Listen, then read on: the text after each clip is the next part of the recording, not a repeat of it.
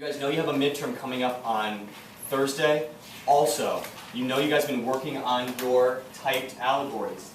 These are going to be a big part of your grade at the end of the unit.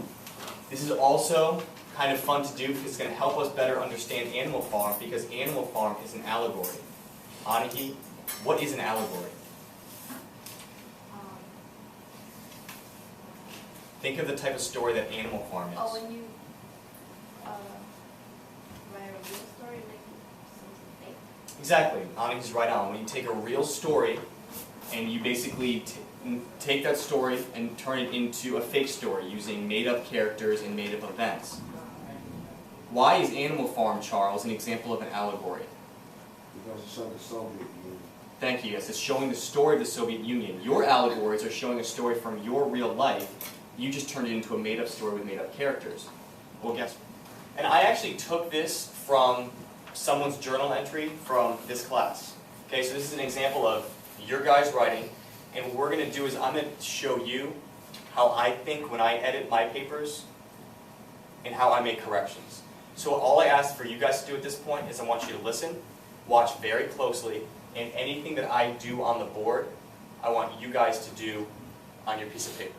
Alright, so my first step, I need to read each part of the sentence. Since the kids are now in charge, okay, that's my next part of the sentence. Now I see a signal word there. I see the word since.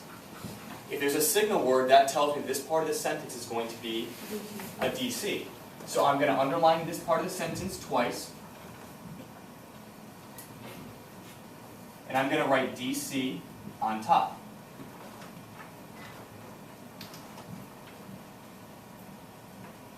Okay, now wait a second. I know from earlier and from my sentence formula sheet that if I have a DC come first in a sentence, I need to have a what, Maisha?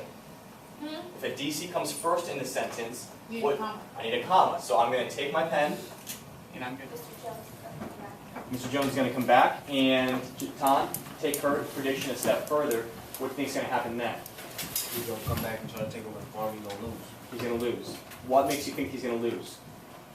Because in the Soviet Union, the Tsar came back and he lost.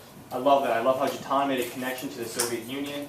He took what he knew and made a prediction with that. That's exactly what we're going to be doing while we read today. This chart is going to help us do it. What we're going to do is I'm going to show you the chart. I'm just going to explain in like a minute what you're going to be doing. We're going to start to read, and I'll read the first part to you. I'll show you how to do the chart. Then I'll keep reading. I'm going to ask you all to help me fill out the chart. And then finally, you guys on your own are going to finish the chapter and complete the chart on your own. This is the chart that's in front of you. As we read, we're going to be looking at a couple of different questions. Now, the answers to these questions aren't obvious, meaning you can't just find them in the book. You've got to take a look and think about what you already know, both from the story and from your own life. You're going to, maybe write down one or two clues from what you know, and then use those clues to answer the question. Think about the question I just asked Jatan. I said, Jatan, what do you think is going to happen next? To Darius, can he answer that question? Does he know the answer to it? No. So what does he have to use to try to give me a good answer, Burkett?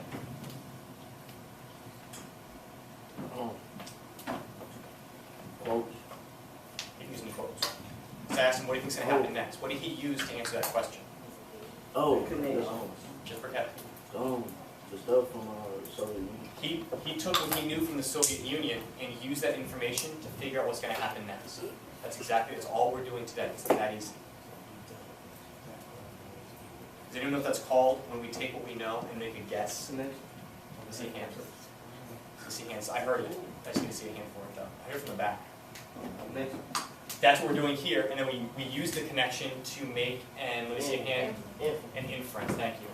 Okay, everyone should have a book in front of them. Can you just, without talking, raise your hand if you don't have a book in front of you? We're on chapter 4. By the late summer, the news of what had happened on Animal Farm had spread across half the county. Every day, Snowball and Napoleon sent out flights of pigeons. Stop. I know that I can answer my question now. Now, I don't know the answer yet, but I already see some clues in here that can help me out. Okay, so I need to figure out, why did Napoleon and Snowball send pigeons to other farms to tell them about the rebellion and teach them beasts of England? Okay. Well, I know actually quite a bit already about beasts of England. So what I'm going to do, and what I like you guys all to do, take your pen or pencil. I already know a lot about beasts of England, so I'm going to circle beasts of England, because I know a lot about that already. And what I'm going to do is, over in this box, I'm going to make a list of everything that I know about beasts of England. Because if I can write down what I know about beasts of England, I think that's going to help me figure out why Napoleon and Snowball are trying to teach other animals about it. Alright, let me think for a second. Alright, wait a second. Who wrote Beasts of England? Stephanie, explain to us. How did I get from here to here? You read the question, and then you put what you already knew about what the question was asking, and then you put those all together and you came up with your answer. I came up with my answer, great. And we call that, when I take what I know and make a guess about it, an inference. Okay, good job. Okay, we're going to keep going up. This one, you guys are going to basically lead me through. Okay, so be paying attention. We're going to try to figure out next, why do the humans on other farms become upset when they hear Beasts of England? That was No, Stalin killed.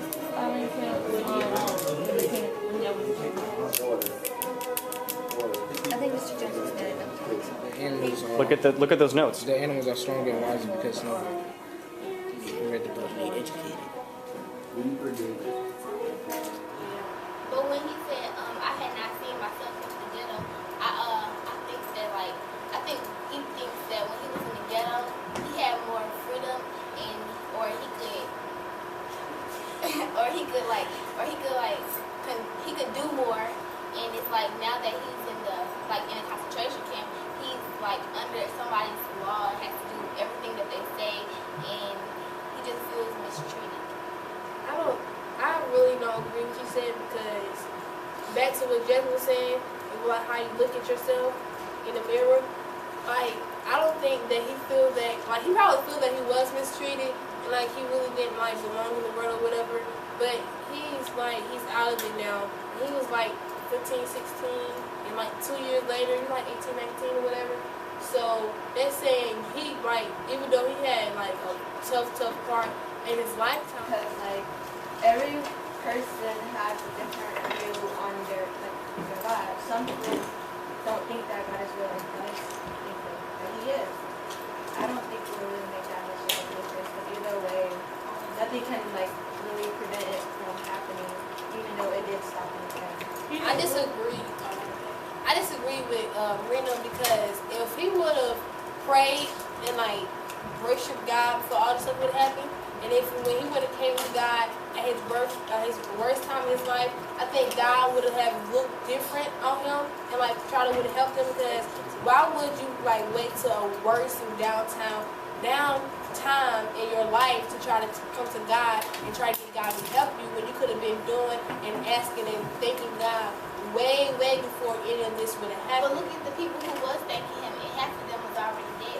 So if he wasn't there for them, then what makes you think he was there for them? And I mean, back to what she said, everybody does have different views on how they look at their God, but at the same time, all the people who was making the prayer, the death prayer, the hope prayer, all whatever they were saying, what happened to them? Why did not still alive? It was a time to go, because everybody have a time to go. So probably if God had.